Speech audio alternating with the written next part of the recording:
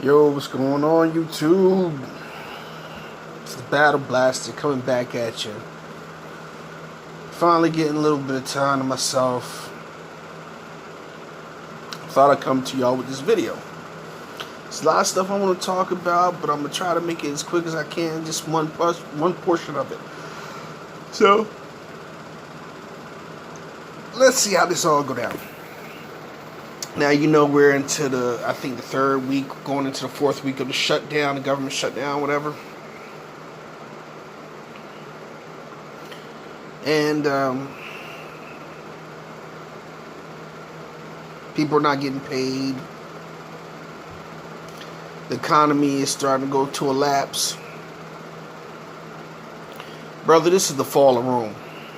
See, the economy's been going up and down like a yo-yo for the past, I guess, since the summertime, since the spring came in. And the summer. And you got this idiot in the house who wants a wall so bad he's willing to stop everything. But what I think it is, honestly, the stock market's going to crash soon. And what he's doing, he's trying to make this someone else's problem when deep down inside, what he's trying to do is he's trying to cover for what's about to happen. Don't ask me how, don't ask me why, but that's the way I see it. It's like when the fall comes, they're going to say, oh yeah, it was because of the wall. No, it was because a lot of stuff was going on, and the wall is just one of the main things to divert you. And on top of it, because a lot of people are pulling out, a lot of big businesses, and a lot of people who's big time financial investors, they see the way the market is going, so they're pulling out and using the wall to say, to divert the problem. It's them to say, okay, well, that's what it is. Now, it's unfortunate that this is happening to a lot of people, because I just heard there's over 800,000 people who are not getting paid. Excuse me. Now, when I'm doing this video, I want to yawn. 800 people are not getting paid. 800,000 people who are not getting paid. 800,000 people who are about to lose everything. I feel sorry for you. I really do, because somewhere down the line, this is going to affect people like me later on. It's not a great, how do you say it? This is not a great, a great thing that's happening. This is a very sad thing that's happening. And people sit up here and say, oh, it's good because it's hurting this people, that people.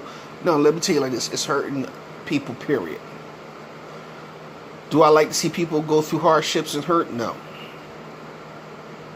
Because what it does, like I said, later on, it's going to affect people like me, the working class. Excuse me, working class people who are still working. Like I said, it's hurting the people already who are working class, who can get paid, who has to go to work and not have a job. Not have a paycheck to gain from working. And the funny part is, I'm going to be honest with you, a lot of this, if this is a Trump gag to get money, a lot of you people who voted for Trump, this is your fault. This is your fault. I remember and I hate to get off the subject, but I just want to say this real quick. When Trump was going up for presidency, I remember how this Spanish kid at the job, he's like, "Oh man, Trump the shit, Trump my man," and the guy next to me, and where I work at, the guy next door to me where I work at, he was talking about how he voted for Trump and all that. And now this is happening, and turning. He's starting to feel a pinch in his business, and he's starting to feel the pinch at his house because his daughter is a government worker. He says if she doesn't,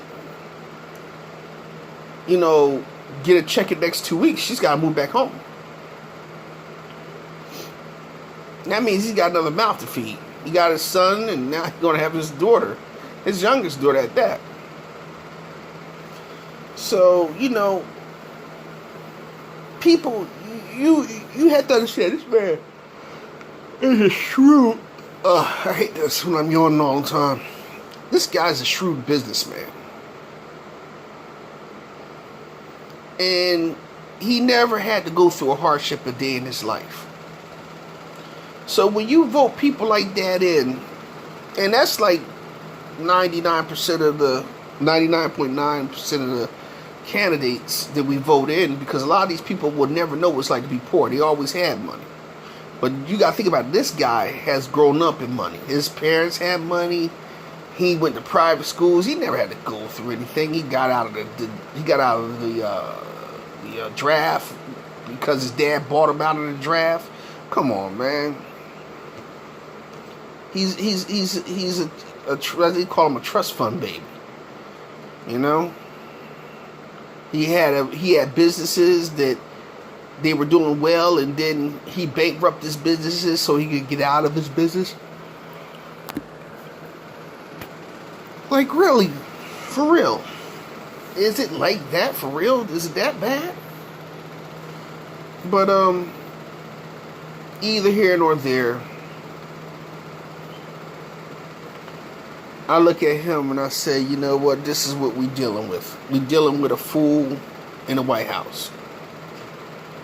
And as a black man in America, not even a black man, just a worker, period. As a working man in America who's at the lowest portion, will this hurt me? Yeah, it's going to hurt me one way or another. It's going to come and get me. It's going to come and bite me in the ass too.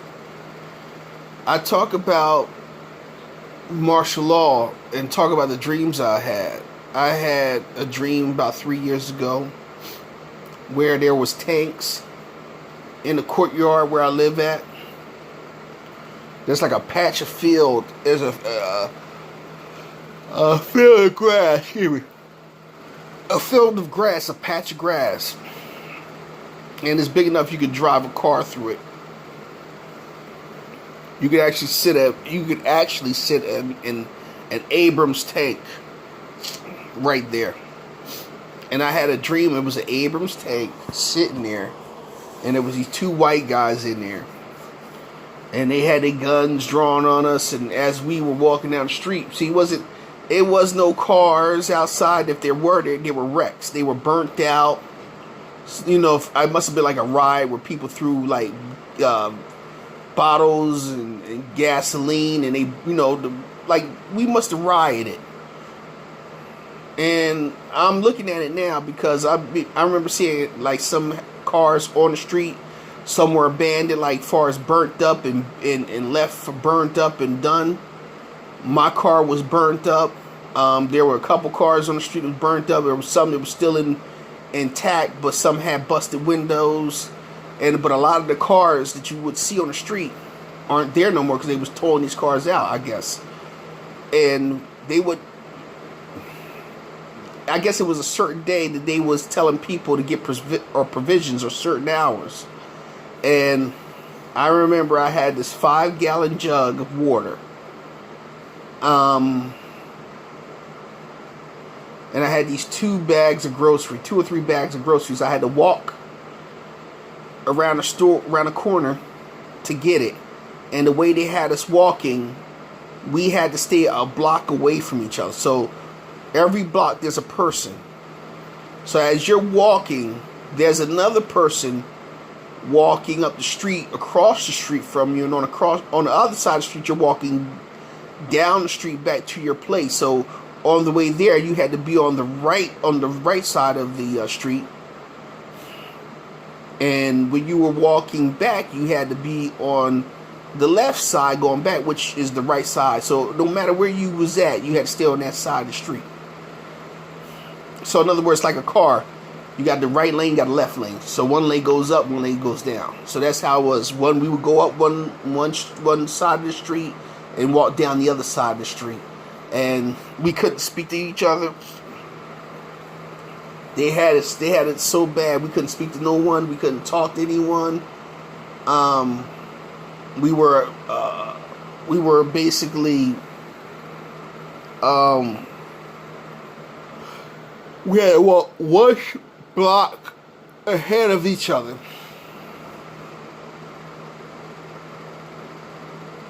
And as we was walking down the street back to our apartments, there were people, military jeeps and military trucks, got their guns trained on us, and they're talking, they laughing at us and saying like real crude shit to us. And we can't do nothing. We were basically under martial law. And I had another dream about martial law about not even a year ago, probably this summer, where I was at my sister's house. And the funny part about my sister's house, it was like where my ex-girlfriend used to live. And we see all these military trucks and planes and helicopters dropping off these trucks and military equipment and soldiers everywhere. And I told my sister, I said, you got to get out of here. We got to get out of here. We got to get out of here. And she's like, what are we going to do? I said, we got to go. We got to go. And she said, what's happening? I said, it's martial law. They're declaring martial law on us. And I don't know how, but I escaped. And I said I had to come back and get my family. So I remember in the dream, I had to come back on a ship. And I had to sneak through, customs and everything to get through. To sneak through the docks and all that to get through and get to my family and get them out of, and get them out of America. I think these are visions, or these are visions to show me what's to come. A lot of people might sit down and say, "Oh, you're full of it." No. Like I said, sometimes you have a vision, or sometimes like I used to have this dream, and I'm going to say this real carefully so people can understand, because I believe God gives us visions on everything. I had a dream that it was a girl I used to deal with, and I knew she was cheating on me, but I wanted her to come out her face and say it. See, this is the stupid part. And she ain't gonna come out and say it. So in the dream I had, she was in a room with I think it was three or five different dudes, and they always having running the train on her, and they were making fun of me and talking about how stupid I was, you ignorant, da da da da da. And the guys that I seen their faces was some of the guys in the neighborhood, and some of the guys I'd never seen before. And the one guy that lived in back of her, she was messing with. And I remember in that dream catching her with him, and it was like I just went off. So when I woke up, she was like, "Oh, you was fighting in your sleep. You was fighting in your sleep. What you was dreaming about?" And I never told her. Later on, I would find out that she was messing with 3 or 4 of the guys in the neighborhood, and some other dudes that was coming around. And they would pull up in the back, and she would go out back, act like she's throwing out garbage, and run up with them and run away with them for an hour and come back. So, you know what I mean? So, the dream told the truth. And I think God gives us these visions, these dreams, to tell us what's about to happen or what's going on in our lives. You know what I mean? To let that person go because that person, lying to you, they ain't no good for you. And like I said, these dreams about the martial law, man, is just the truth. Because we got this stupid, crazy individual who's in the White House, who never has to worry about being poor, never has to worry about being broke. He you know what I mean? He doesn't care. He will hurt this country. But this is what they're heading for. We're heading for a war, and we're heading for the martial law. Martial law has to come first, and then the war can come second. So watch yourselves and trust what I say, because this government shutdown is just, I think it's a bunch of baloney. This is just their way of trying to push martial law into place, or they're going to do what they call a dry run to see how the people react. Will the people rise up and fight against each other and go crazy? Because this is what's going to happen. That's how they're going to implement martial law, because you'll have so much of chaos in the street. People can't eat, people can't live, people can't feed their children, people can't get medicine for their loved ones or for themselves. So we're going to start seeing a lot of that. And it's going to be, I'm going to be honest with you, a lot of that stuff's going to start coming from, white America first. And then we're going to follow suit. And then it'll be a race war, which will lead into the martial law. All this stuff will come into one. But, like I said, the whole situation with that whole thing is, it is what it is. And if you don't believe me, just look at the climate of this world today, and look at how this mother sucker wants $500 billion to build a wall, which is not going to keep illegals out. These people have built tunnels to break out El Chapo. You dig? So if they could build a tunnel, and they was building tunnels to run drugs under the border, through the border, by underground, what the fuck you think that these people gonna do if you put a wall in? Real talk. This asshole is just doing smokescreen so they can implement this martial law. Because, like I said, when the people was talking to him, and they said they were in talks with him. They said they walked in and started talking to him. They said he got up and walked out. So basically, he doesn't want nothing to happen. He shut down the government for a reason. So I tell people, do yourselves a favor. Put on your thinking caps. Think for yourselves. Don't let these motherfucking assholes tell you, oh, this is this and this is that. See, the media is a big liar. And you have to start reading between the lines and knowing what's going on. And please stop dreaming. Please stop dreaming. Because the more you dream, the more you stay asleep, the more these motherfuckers can sing that lullaby to you and keep you down. Alright? The most deadliest thing to these people is a person with a mind, a person who can think for themselves, a person who can put one and one together to get two. Alright, y'all, this is the Battle Blast. I'm signing off. Alright? I say peace.